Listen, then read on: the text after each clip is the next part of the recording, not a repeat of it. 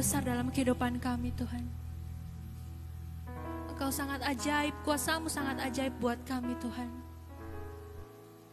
Kami tak dapat membalas kasih-Mu Tuhan. Kami mau memuji dan memuliakan nama-Mu Tuhan. Kami mau bersorak-sorai untuk meninggikan nama-Mu. Biarlah pujian penyembahan kami ini Tuhan berbau harum di hadapan-Mu, berkenan di hadirat-Mu Tuhan. Sekarang kami akan mendengarkan firman-Mu Tuhan. Biarlah firman yang akan kami dengarkan tertanam baik dalam hati dan pikiran kami dan bisa kami lakukan dalam kehidupan kami sehari-hari. Berkati juga buat hamba-Mu yang akan menyampaikan firman-Mu Tuhan. Urapilah hamba-Mu dari ujung kepala sampai ujung kaki, agar apa yang hamba-Mu katakan sesuai dengan kehendak-Mu. Kami siap mendengarkan firman-Mu Tuhan. Di dalam nama Tuhan Yesus. Haleluya. Amin. Shalom saudara yang dikasihi Tuhan, senang berjumpa dengan Anda hari ini dan tentunya kita semuanya dalam perlindungan dan kekuatan daripada Tuhan kita Yesus Kristus. Hari ini saya akan berbicara tentang hidup dalam kehendak Tuhan. Ada banyak orang hari-hari ini bingung untuk menentukan sikap mereka di tengah-tengah situasi pandemi, bahkan keadaan yang semakin hari kalau kita melihat semakin sulit. Banyak orang berpikir bagaimana cara keluarnya. Bagaimana cara mengatasi masalah demi masalah yang dihadapi dari waktu ke waktu. Tetapi hari ini saya mau sampaikan kepada saudara semuanya bahwa ketika kita mengerti kehendak Tuhan dalam kehidupan kita, maka saya percaya ada banyak perkara, ada banyak hal-hal yang Tuhan terus mau kerjakan di dalam setiap kehidupan kita.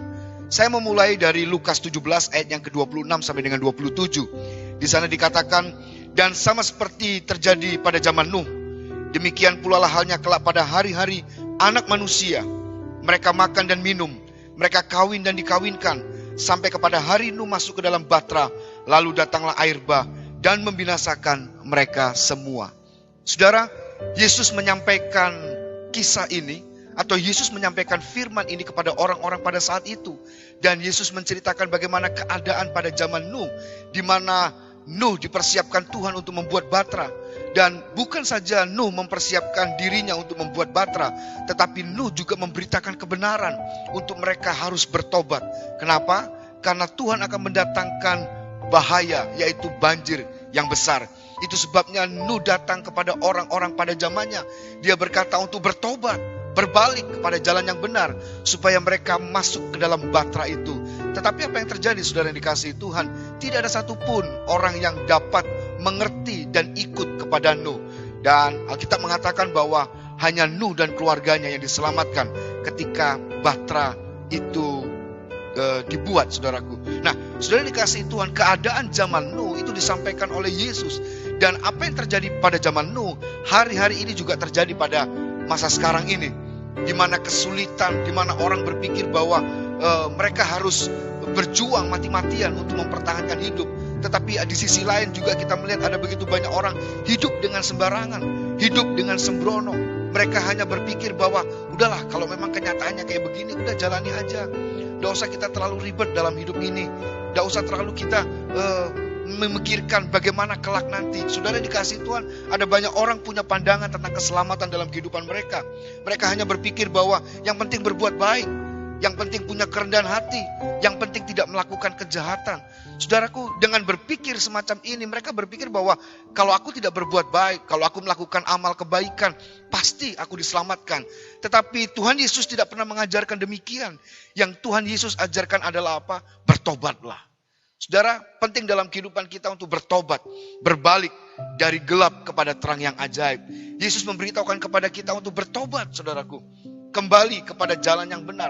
Yesus menyampaikan sebuah kebenaran di dalam kehidupan orang-orang pada saat itu. Itu sebabnya tidak cukup hanya perbuatan baik kita yang kita kerjakan dalam kehidupan ini. Tidak cukup bahwa, oh kalau aku tidak melakukan kejahatan pasti aku diselamatkan. Tidak, saudaraku. Tetapi hal yang paling penting adalah apa? Kita kembali kepada jalan Tuhan.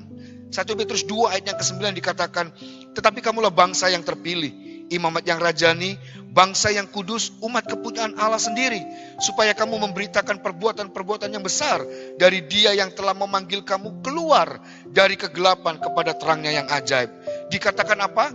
Dia yang telah memanggilmu keluar dari kegelapan kepada terang yang ajaib. Saudara, pertobatan kita itu menentukan sikap hidup kita di hadapan Tuhan.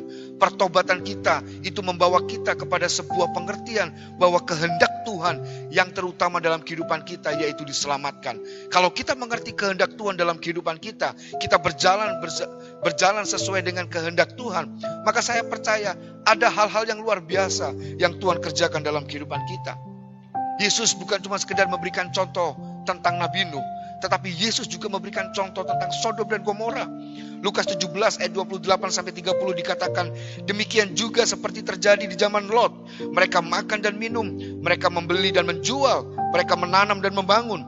Tetapi pada hari Lot pergi keluar dari Sodom, turunlah hujan api dan hujan belerang dan langit dan membinasakan mereka semuanya. Demikianlah halnya kelak pada hari di mana anak manusia menyatakan dirinya. Saudara dikasihi Tuhan, Yesus juga memberikan contoh tentang keadaan kota Sodom.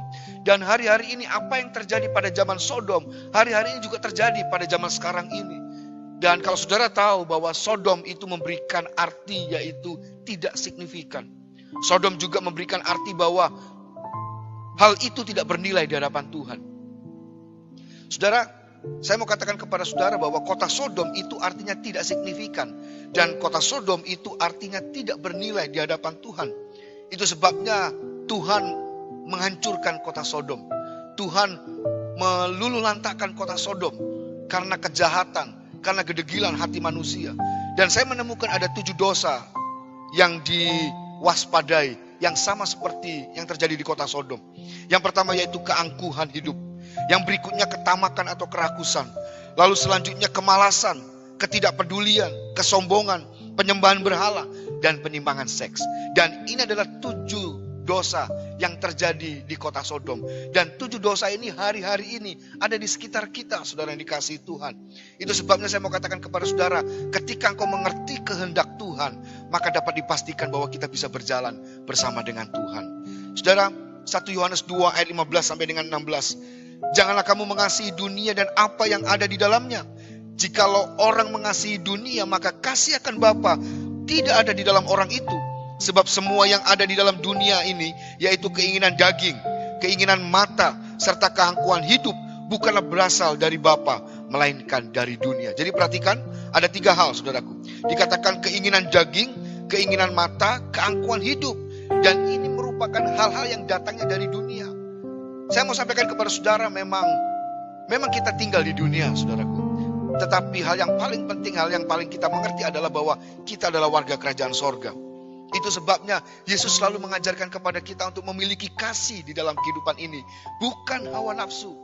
Love itu berbeda dengan lust, saudaraku. Love itu kasih, lust itu hawa nafsu.